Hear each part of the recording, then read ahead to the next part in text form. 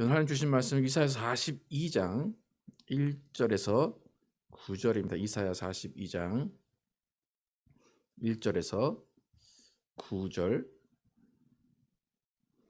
제가 먼저 1절부터 읽고 교독해서 읽겠습니다. 내가 붙드는 나의 종, 내 마음에 기뻐하는 자, 곧 내가 택한 사람을 보라.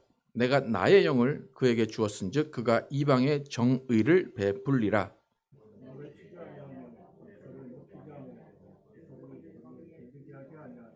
상한 갈대를 꺾지 아니하며 꺼져가는 등불을 끄지 아니하고 진실로 정의를 시행할 것이며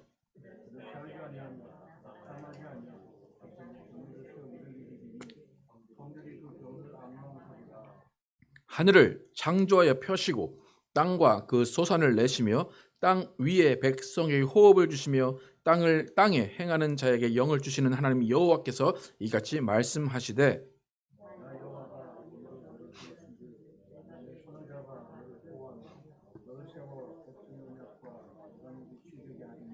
내가 눈먼 자들의 눈을 밝히며 갇힌 자를 감옥에서 이끌어내며 흑암에 앉은 자를 깜방에서 나오게 하리라.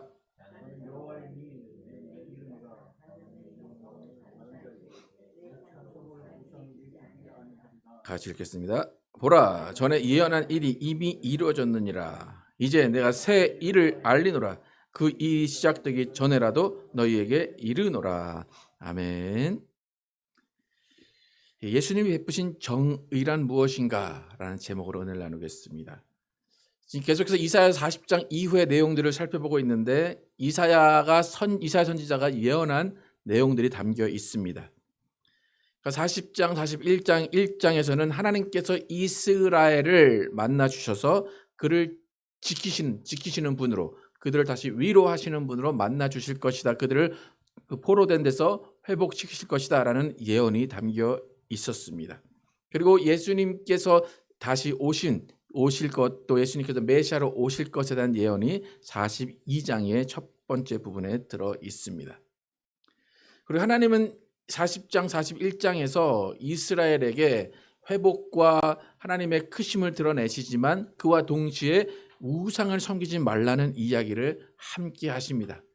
그러면서 우상을 섬기지 말아야 되는 이유에 대해서 나는 너희를 지키는 존재다. 내가 다른 우상보다 더 우월한 존재다라고 그들을 오히려 설득하시는 모습을 볼 수가 있습니다.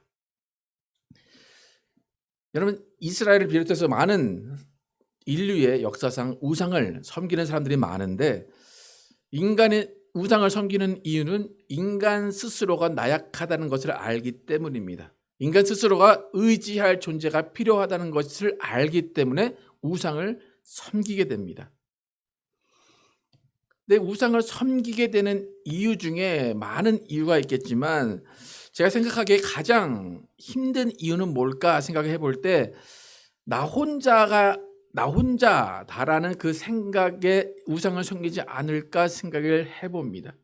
그러니까 의지할 존재가 있어야 되는데 의지할 존재가 없다는 것은 나는 외롭고 나는 고립되어 있다라는 생각을 하는 것입니다. 그래서 외롭지 않기 위해서 의지할 자를 스스로 만들어내면서 우상을 섬기는 것입니다.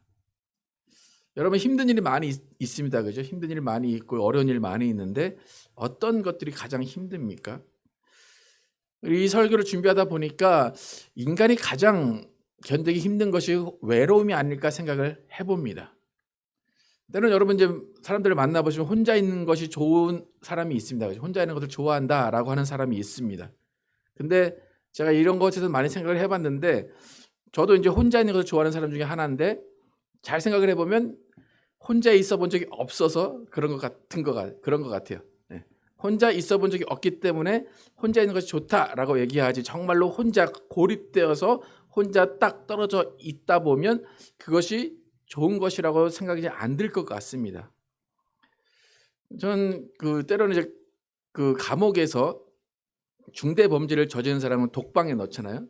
그러면 가끔 뉴스에 이제 무슨 죄를 크게 저질러 독방에 갇혔다라고 하면 저는 그게 되게 좋겠다라고 생각이 들 때가 있어요. 얼마나 좋아. 혼자 거기서 가만히 아무도 괴롭히는 사람이 없이 혼자 있는데 얼마나 좋을까라는 생각을 하게 되는데 거꾸로 생각해 보면 그게 얼마나 중한 형벌인지를 알 수가 있습니다. 그게 얼마나 괴로운 일인지 알 수 있기 때문에 그 괴로운 일을 형벌로 주는 것입니다. 가끔 뉴스에 보면 독거노인이 죽었는데 몇 달 동안 혹은 몇 년 동안 그 시체를 발견하지 못했다는 뉴스가 나오기도 합니다. 그리고 얼마 전에 이제 뭐 1, 2년 전에 그 새 모녀가 돈이 없어서 고민하다가 이제 유서를 쓰고 죽었다는 뉴스를 보게도 됩니다. 이런 뉴스를 접하게 되면 사람들은 정의가 살아있냐, 뭐 정부는 뭐하냐 그렇게 많은 이야기를 합니다. 그러니까 몇 년 전에 그 새 모녀가 마지막 집세와 공과금입니다. 그러면서 집주인에게 마지막 남은 돈입니다. 정말 죄송합니다라고 써놓고 이제 자살을 한 그 사건이 뉴스에 보도가 될 때 그 일을 보면서 뭐 정부가 잘못됐다, 뭐 이런 뭐 사회가 잘못됐다 그런 생각보다는 그 일을 통해서 교회가 돌봐야 되는 사람들이 아닌가라는 생각을 하게 됐습니다. 뭐 교회가 뭐 모든 집에 있는 사람들을 다 돌볼 수는 없기 때문에 뭐 교회의 책임이라고 말할 수는 없지만 그 마지막으로 정말 이것이 마지막 집세입니다라고 할 때 그 마지막에 과연 사람들이 교회를 한번 찾아가 볼까라는 생각을 할 수 있을 정도의 교회가 되어야 되지 않을까라는 생각을 해봤습니다. 그러니까 마지막 희망, 마지막으로 나를 도와줄 존재, 도와줄 곳이 교회다라는 생각이 세상 가운데 있다면 교회는 하나님의 명령을 잘 따른 것이고 예수님의 명령을 잘 따른 것입니다. 근데 사실 이 지금의 교회 현실은 어떻습니까? 교회는 돈이 있어야 가는 곳이 되어버렸습니다. 오히려 도움이 필요한 사람이 교회에 오면 오히려 교회가 부담스러워하는 경우도 많이 있습니다. 그렇게 해서 교회는 가장 좋은 옷을 입어야 되고 가장 좋은 차를 타야 되고 가장 좋은 것을 행해야 되는 것이 교회가 됐습니다. 사실 여러분 지금 이 시간에 누군가 노숙자가 여기 들어온다. 그럼 여러분 어떻게 할 것 같습니까? 잘못 오셨습니다. 그럴 것 같지 않습니까? 여기 오시는 거 아니에요. 그럴 것 같지 않습니까? 여러분 그분들을 환영할 용기가 있고 환영할 마음이 있습니까? 그러니까 지금 과연 교회가 이런 외롭고 소외되고 고립된 자들을 받아들일 준비가 되었냐는 것입니다. 절대로 하나님은 그렇게 가르치지 않으셨습니다. 그러니까 이스라엘이 지금 고립되어 있고 이스라엘이 어려움 가운데 있는 상황 가운데 하나님은 오셔서 너희를 회복하겠다, 너희를 구원하겠다라고 말씀하시는 것을 보면 예수님이 주인이 되신 교회 또한 그렇게 되기를 하나님은 원하시는 것 같습니다. 그럼 이스라엘이 우상을 섬긴 이유가 뭘까? 그 이유를 잘 들여다보면 하나님이 없는 것 같았기 때문입니다. 광야에서도 그들이 소우상을 만든 이유는 뭡니까? 하나님이 없고 모세가 없었기 때문입니다. 그들은 외롭다, 하나님이 없다라고 생각했기 때문에 정말 순수한 마음에서 하나님을 보여주는 하나님을 형상화한 우상을 만든 것이지 하나님 외에 다른 신을 찾은 것이 아닙니다. 그러나 하나님은 그것을 우상이라고 정의하십니다. 그러니까 이스라엘이 우상을 만들어 섬긴 것은 솔직히 이스라엘만의 문제는 아니라는 겁니다. 이스라엘만의 책임은 아니라는 겁니다.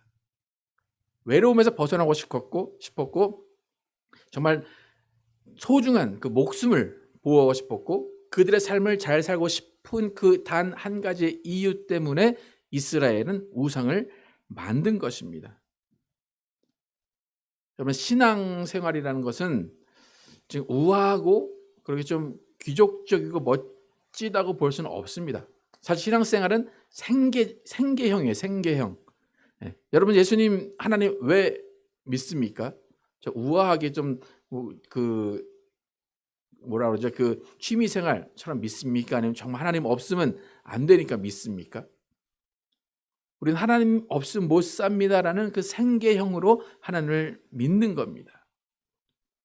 그러니까 신앙이라는 것이 이렇게 생계형이다 보니까 때로는 내 앞에 있는 것을 신앙으로 삼아서 그것으로부터 안위를 얻고 그것으로부터 위안을 얻어야 될 때가 있다는 것입니다. 그래서 신앙은 어쩌면 가까운 것에서 가까운 것으로부터 찾으려는 것이 우리가 인간의 본성입니다.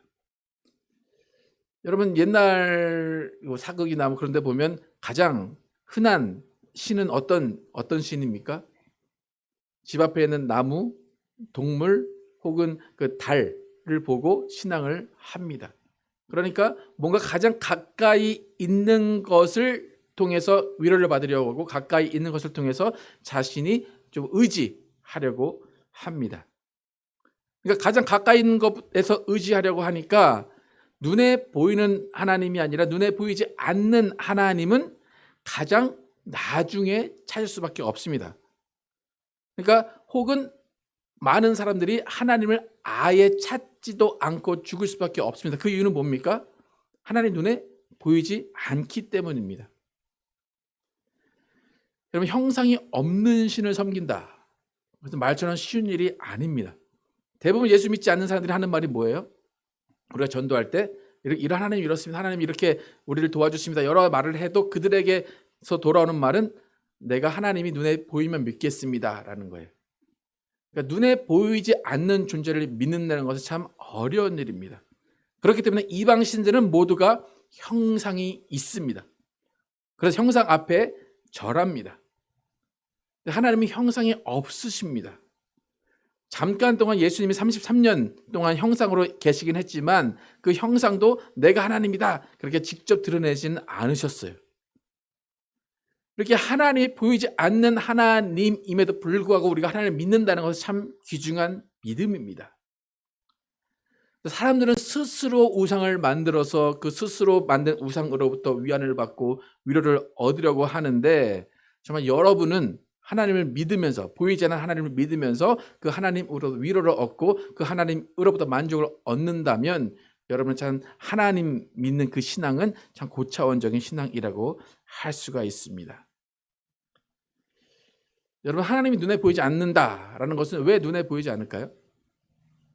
없어서 눈에 안 보일까요? 그것이 아니라 하나님은 우리보다 차원이 높으시기 때문에 보이지 않는 겁니다. 너무 크시기 때문에 보이지 않는 거지 하나님이 없기 때문에 보이지 않는 것이 아닙니다. 그래서 우리의 믿음은 뭐예요? 하나님의 크심을 인정하는 거예요. 하나님이 보이지 아니하시는 그 영적 존재임을 믿는 것이 우리의 신앙입니다. 그래서 하나님의 크심을 경험하는 것이 우리의 신앙 생활이에요. 때로는 삶에서 의지할 일이 없는 사람들, 하나님 없어도 어떤 우상 없어도 하나님 없이도 살아갈 수 있는 사람들은 하나님을 만날 기회를 얻지를 못하는 겁니다. 하지만 때로는 약하고 넘어지고 의지할 존재가 분명히 필요하다라고 하는 사람들은 하나님을 만날 기회가 더 많이 주어지는 겁니다. 하나님은 크시다. 여러분 인정하십니까? 하나님은 마녀보다 크시고 여러분의 문제보다 크시고 여러분의 걱정보다 크시고 여러분의 아픔보다 크시다라는 것을 인정하십니까? 요한복음 10장 29절 함께 한번 읽어보겠습니다. 요한복음 10장 29절 함께 읽겠습니다. 시작. 그들을 나에게 주신 내 아버지는 마녀보다도 더 크시다.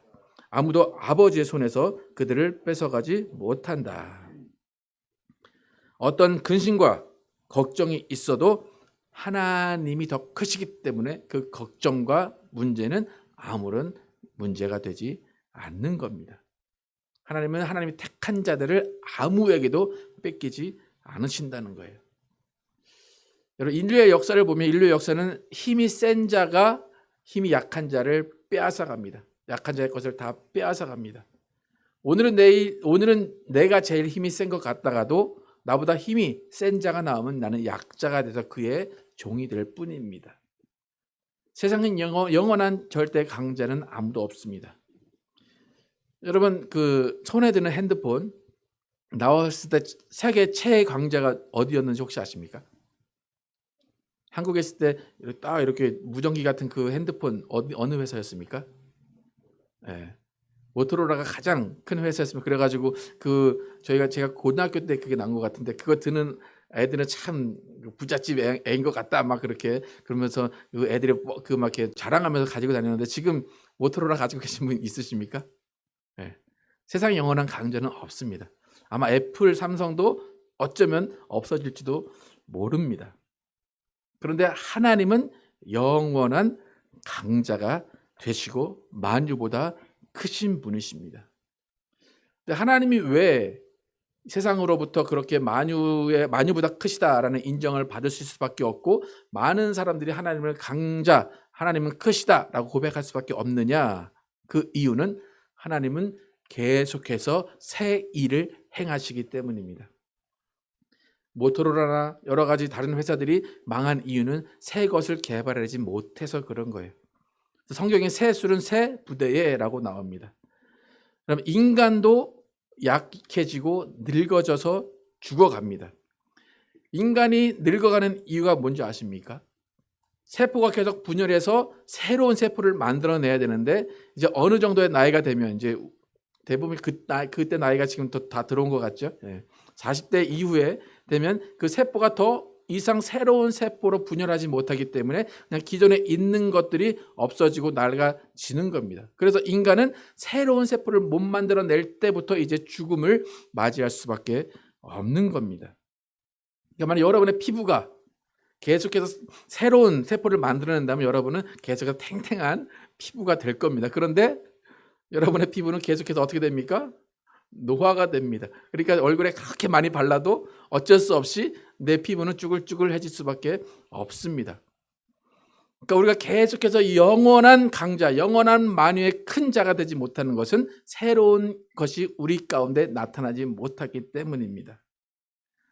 그렇게 되면 그나마 청춘을 이어간다라고 하는 것은 계속해서 새 일을 배워야 되고 새 공부를 할 때 청춘이다라고 얘기할 수가 있습니다. 인간의 특징 중에 많은 특징이 있는데, 늙어지면 나타나는 특징 중에 하나가 뭐냐면 했던 말 또 하고 했던 말 또 하고가 이제 인간의 특징입니다. 그래서 저도 이제 40대 중반인데 와이프가 요즘에 계속 저한테 하는 말이 왜 했던 말 또 하고 했던 말 또 하고 그러냐고 그래요. 특히 이제 건축에 관해서 얘기하다 보면 저도 그런 것 같아요. 계속 땅에 이제 매일 가거든요. 매일 가면 했던 말 또 하고 했던 말 또 하고 그래요. 근데 왜 그럴까요? 건축이 진행이 안 되기 때문에 똑같은 말 똑같이 하는 거예요. 건축이 진행이 되면 내일은 또 다른 일이 생기고 다른 일이 생기기 때문에 다른 말을 할 텐데 똑같이 한두 달 지나서 똑같은 땅에서 똑같은 일이 벌어지니까 똑같은 얘기를 계속 하는 거예요. 그러니까 저는 되게 중요하다고 생각을 해서 얘기하는데 듣는 사람은 똑같은 말로 듣는 겁니다. 그러다 보니까 교회 광고에도 주보에 계속해서 똑같은 얘기만 들어가죠. 지금 닐 아키텍처럴 그룹과 계속해서 설계 중입니다. 그나마 이번 주 조금 바뀌었어요. 새로운 도면이 나왔기 때문에. 여러분, 교회 광고가 매일 새롭게 막 바뀌는 교회가 새 일을 행하시는 교회, 하나님의 새 일을 행하시는 교회입니다. 여러분, 교회 광고가 막 새롭게 바뀌면 여러분 부담스러울 것 같습니까? 아니면 되게 기분 좋을 것 같습니까? 어떻습니까? 광고가 새로 바뀐다는 건 뭐예요? 여러분 뭐 하시라는 거예요? 일하시고 계속 뭐 하라는 거잖아요. 그러니까 우리가 늙었냐 늙지 않았냐는 거기서 알 수 있습니다. 교회가 광고가 계속 바뀌고 교회가 계속 새로운 일이 일어나야 하나님이 새 일을 행하시는 것이고 교회가 늙어지지 않는 겁니다.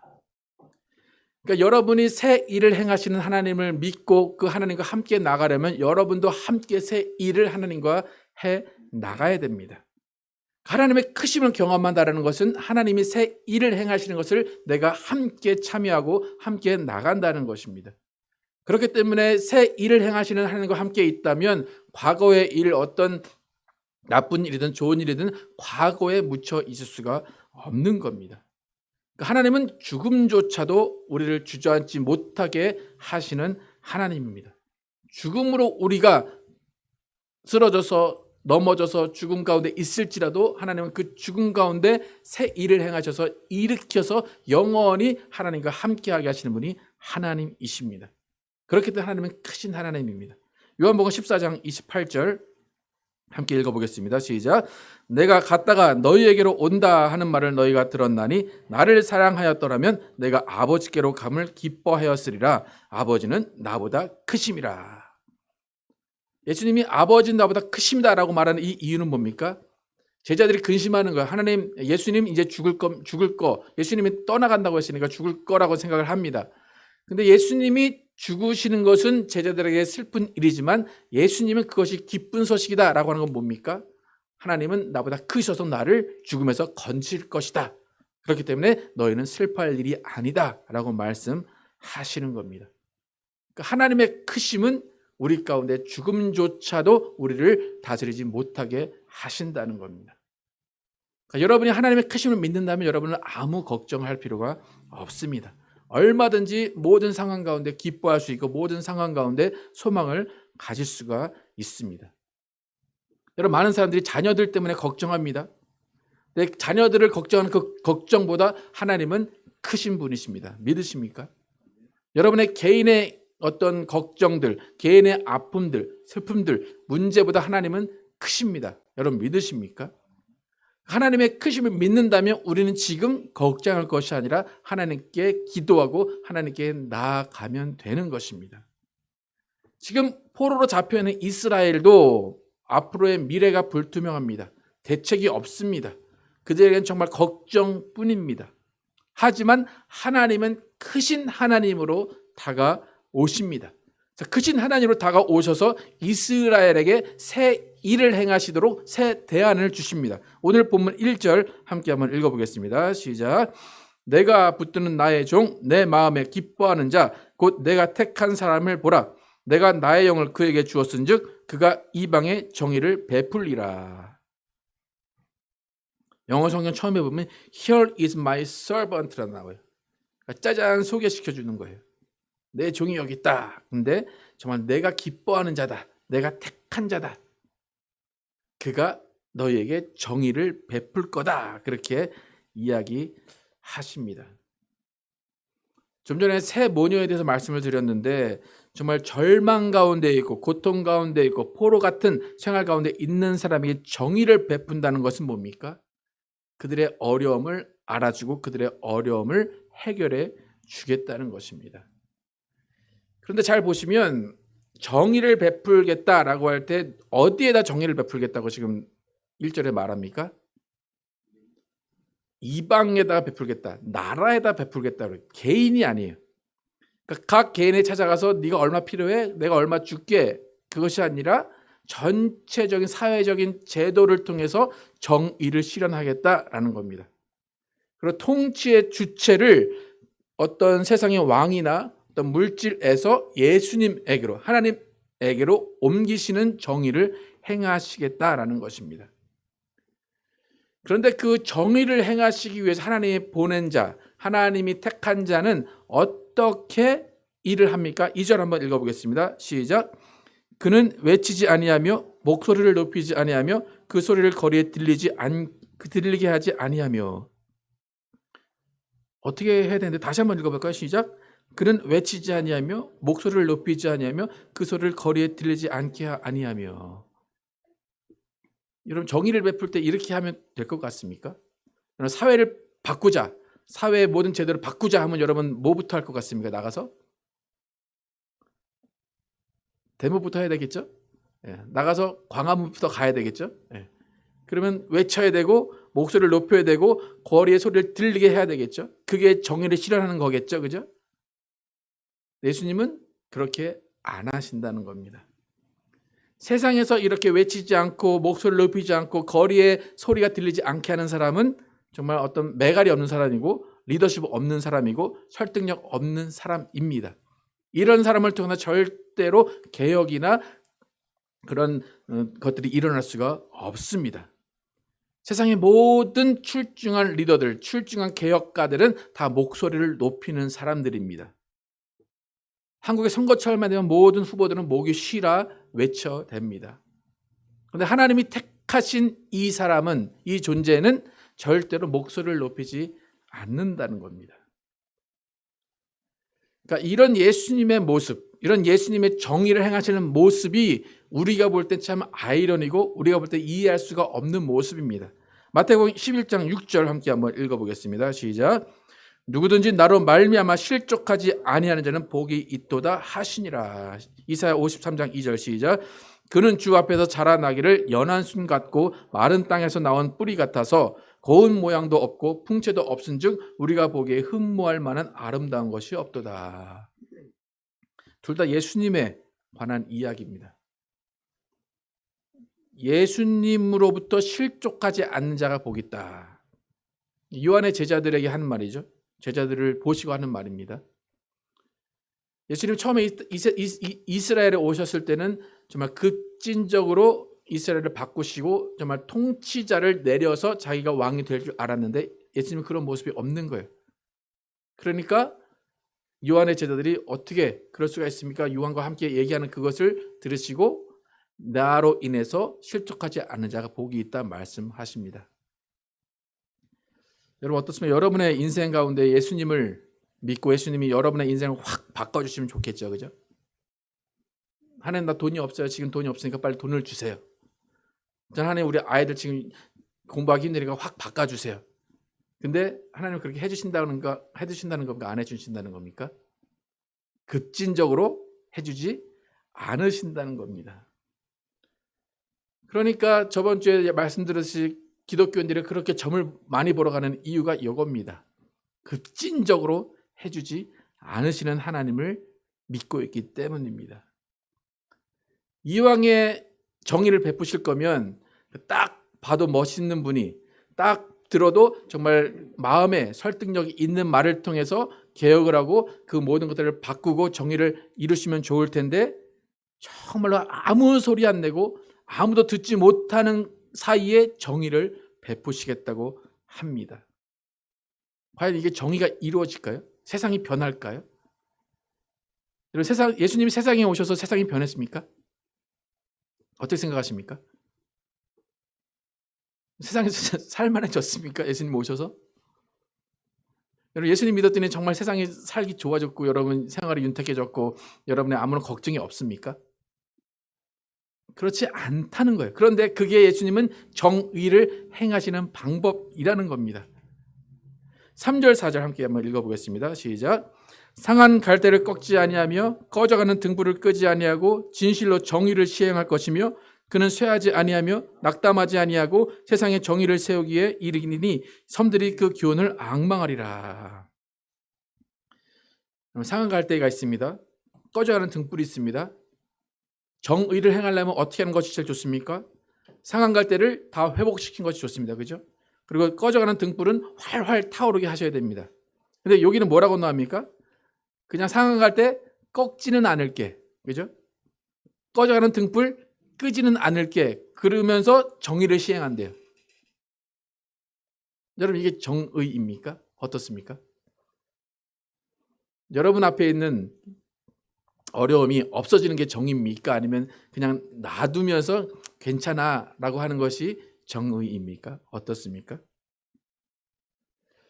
정의라는 말이 세상에서도 좀 많은 궁금증을 또 유발하고 많은 정의가 있는데 여러분 그 마이클 샌델이라는 하버드 교수가 강의했던 것들을 모아놓은 정의란 무엇인가라는 책이 있습니다. 그 책 한번 두꺼운 것 같은데 한번 읽어보시면 그 정의란 무엇인가에 대한 그 샌델 교수의 그 결론이 뭐냐면 정의란 미덕을 키우고 공동선을 고민하는 것이다라는 거예요. 미덕을 키우고 공동선을 고민하는 것이 정의라고 이야기를 합니다. 제가 한번 전에 설교에서도 이제 그 보여드렸던 사진인데 사진 한번 보시면 이 사진에 평등, 공정, 정의의 차이를 보여줍니다. 그러니까 이퀄리티, 평등입니다. 평등은 뭐냐면 모두가 똑같은 지원을 받고 똑같은 대우를 받는 겁니다. 그런데 이 평등은 각각의 개인 차이를 고려하지 않는 거예요. 그러니까 키 큰 사람이나 키 작은 사람이 똑같은 박스를 주고 나는 너에게 평등하게 대했다라고 하는 거예요. 근데 결과는 어떻습니까? 아이가 축구를 볼 수가 있습니까? 없습니까? 아이는 볼 수가 없습니다. 그러면 이것은 그 아이의 입장에서 평등입니까? 불평등입니까? 불평등이죠. 그러니까 이 평등도 모든 사람의 문제를 해결해 주지 못합니다. 그 옆에가 공정, 이퀴티가 공정인데 이거는 이제 평등해서 그렇게 한 박스씩 줬더니 문제가 있는 거예요. 그래서 바꿔서 키 작은 그 아이에게는 2개를, 키 큰 사람이 아예 안 주는 거예요. 여러분 이제 1,400불 다 나오셨습니까? 어떻습니까? 그 스티뮬러스 책 받으셨습니까? 여러분 다 받으십니까? 받는 게 좋은 겁니까? 안 좋은 겁니까? 못 받는 사람도 있죠? 못 받는 사람은 어떤 사람이 못 받습니까? 돈 많은 사람 못 받습니다. 그죠? 그럼 받는 게 좋습니까? 안 받는 게 좋습니까? 어떻습니까, 여러분? 비참한 얘기입니까? 그게 이퀴티예요. 돈 많은 애들은 안 줄게. 그래도 돈이 많이 없는 사람들은 줄게.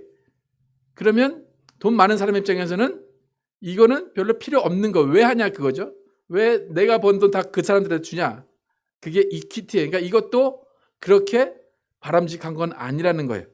그래서 정의라는 개념이 나옵니다. 뭐냐면 평등과 공정에서 각 개인에게 다르게 맞춰서 줬더니 문제가 있는 거예요. 그러니까 각 개인에게는 아무것도 주지 않아요. 하지만 뭘 없애는 거예요? 담을 없애는 거예요. 원래 담이었던 걸 담을 낮추고 그나마 철제로 놔두는 거예요. 그렇게 되면 문제는 완전히 해결되지 않습니다. 똑같이 다 볼 수는 없습니다. 하지만 축구를 볼 수 있다는 희망을 갖게 하는 겁니다. 그러니까 이 세상은 살만한 세상이구나라는 것을 느끼게 해주는 거예요. 그 느끼면서 견디며 사는 거예요. 저 아이의 입장에서는 어떻게 살아가면 됩니까? 뭐만 해결되면 됩니까? 저 아이가 축구를 보기 위해서는 이제 키만 크면 됩니다. 기다리면 됩니다. 그러니까 소망이 생긴 거예요. 나도 키만 크면 저 축구를 볼 수 있어. 그러니까 이게 세상이 정의하는 정의입니다. 그러니까 정의라는 것은 억지로 개인에게 맞춰주고 개인을 다 도와주고 그런 것이 아니라 세상의 사회적 제도를 바꾸어주는 것이 정의라는 것입니다. 그러니까 진입의 장벽을 없애주는 거예요. 뭐 여성에게는 뭐 유리벽, 유리천장이 있다라고 하는데 그런 어떤 장벽을 없이 해주는 것이 정의입니다. 아까 전에 예수님이 행하시는 정의가 어떻습니까? 상한 갈대를 꺾진 않으시고 꺼져가는 등불을 끄진 않으시는 되게 소극적인 모습입니다. 하지만 그 예수님이 그렇게 정말로 개인에게 모든 것을 해결해 주지 않고 모든 것을 즉각적으로 이롭게 하지 않으시는 이유는 이런 정의와 비슷한 개념입니다. 예수님이 이 땅에 오셔서 정의를 행하신 것은 뭐냐면 하나님과 우리의 막힌 담을 허신 것입니다. 막힌 담을 허셔서 하나님과 우리가 대화할 수 있게 하신 겁니다. 여러분이 구원받을 수 있는 길을 여신 것이 예수님의 정의입니다. 아까도 찬양했듯이 예수님은 평화로서 막힌 담을 허무신 분입니다. 여전히 상해 있습니다. 여전히 꺼져 갑니다. 하지만 그것을 고치시고 불을 지피시는 것이 아니라 천국 소망을 주셔서 네가 견디면 천국을 바라보면서 천국에서 나와 함께 살 것이다 라는 정의를 베푸신 겁니다. 하지만 예수님의 정의의 특징은 한 사람도 포기하지 않는다는 겁니다. 모두가 소망을 갖고 있으면 그 모두가 축구를 볼 수 있듯이 그 모두가 하나님과 함께 영원히 살 수 있다는 겁니다. 그러니까 예수님이 말씀하신 정의, 하나님이 원하는 정의는 세상을 급진적으로 바꾸는 것이 아니라 내 자신을 희생하면서 조용히 그냥 하나님 나라를 소망하며 살게 하는 겁니다. 그렇게 하나님 나라를 소망하며 살게 해준 그 존재들이 교회에 모여서 그 교회로부터 조금이나마 하나님의 나라가 어떠한 것인가를 알게 하시는 것이 예수님이 교회를 이 땅에 세우신 이유입니다. 그러니까 우리가 서로 모여서 상한 갈대들이 모인 거예요. 상한 갈대들이 모여서 뭐 하는 거예요? 너도 상했구나, 너도 아프구나, 너도 힘들구나 서로를 위로하면서 견뎌나가는 거예요. 우리 다 꺼져가는 등불이잖아요. 그죠? 아까 피부 말씀드리고 다 늙어가잖아요. 그래서 우리는 뭐 하면 돼요? 너도 늙어가는구나, 너도 주림이 생기는구나 그러면서 우리는 하나님 나라에 갈 수 있어, 하나님이 우리를 사랑하셔라고 서로를 위안하면서 막 공동선을 이루어갈 준비를 하는 겁니다. 2021년 우리 교회는 예수님 닮은 선한 교회라는 표현을 가지고 있습니다. 이것은 뭐냐면 예수님의 정의를 이루어 간다는 겁니다. 나 혼자 있을 때 하나님의 말씀에 순종하고 하나님의 말씀을 지켜나가는 것이 정의의 출발입니다. 공동체 안에서 내가 많은 것을 가졌다면 그것을 나누어 줄 수 있는 마음을 갖는 것, 서로를 돌보면서 함께 하나님의 나라를 소망하는 것이 정의입니다. 예수님은 돌아올 것이 없는 대가를 바라지 않는 일을 하셨습니다. 예수 이름을 부르는 자는 누구든지 구원을 얻고 누구든지 치유를 얻게 하셨습니다. 여러분, 예수 이름을 부를 수 있는 그것 자체가 예수님이 만들어 오신 정의입니다. 예레미야 33장 3절에 보면 너는 내게 부르짖으라 내가 내게 응답하겠고 내가 알지 못하는 크고 비밀한 일을 내게 보이리라. 여러분 지금 힘드십니까? 여러분 병드셨습니까? 여러분 여러 문제가 있습니까? 예수님이 베푸신 정의를 통해서 예수 이름을 부르시기 바랍니다. 예수 이름을 부르시고 그 예수 이름이 우리에게 주는 소망을 갖고 예수 이름이 주는 우리에게 해결을 여러분 만나시기 바랍니다. 그래서 구원과 나음과 회복을 통해서 예수님의 정의를 깨달으신 여러분과 제가 되기를 예수 이름으로 축복합니다.